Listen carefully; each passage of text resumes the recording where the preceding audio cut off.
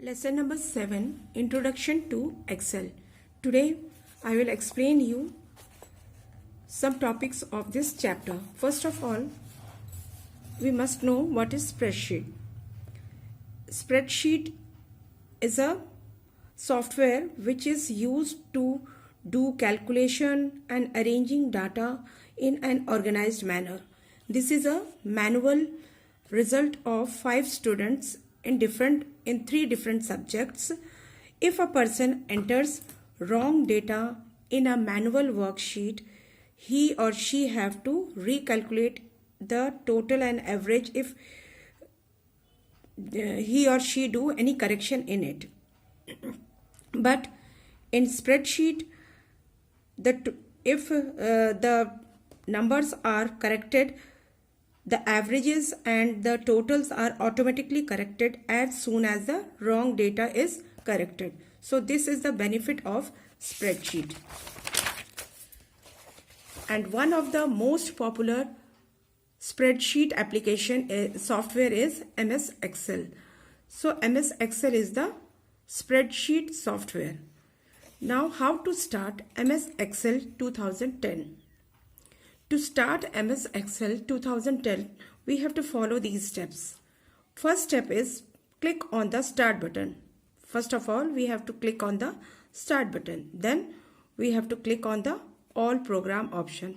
After this, a drop down menu will appear in front of you where you have to click on the Microsoft Office.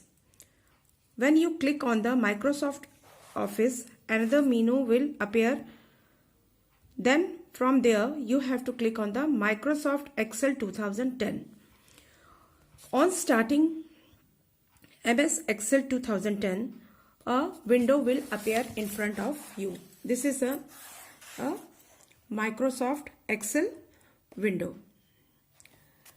Let us learn about different component of MS Excel window. This one is Quick Access Toolbar. This one is Quick Access Toolbar. It is used to access the commonly used command easily. After this is Title Bar. Title bar is located on the top of the window. It shows the name of the workbook and it has 3 buttons, that is minimize button, maximize button and close button. After this is name box. It displays the name of the active cell. And this is formula bar.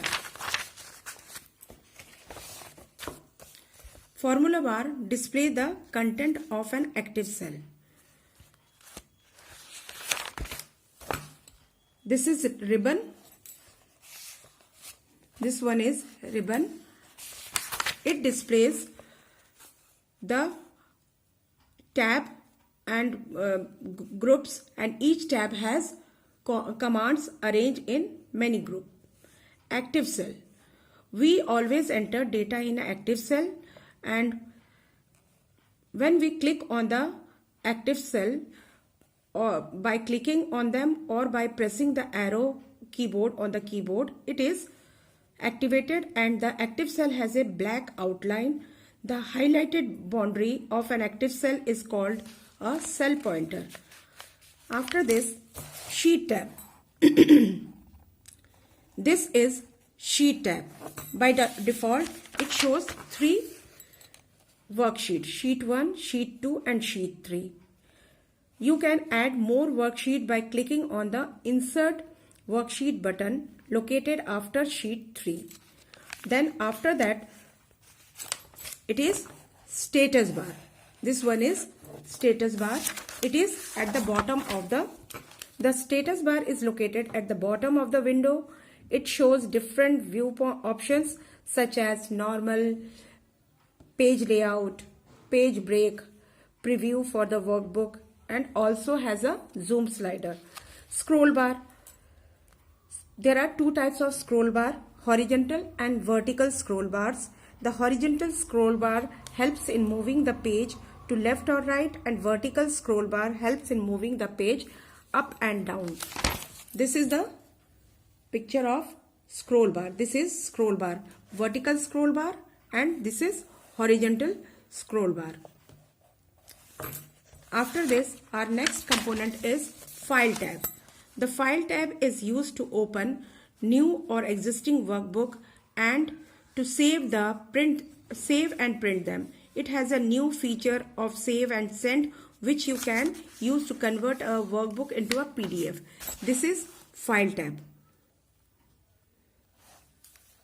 After this, next component is Formula bar. Formula bar displays the content of an active cell, and you can also use it to enter or edit data. Then column letter. Column run vertically on a worksheet, and each column is identified by a letter, which you can call them column header.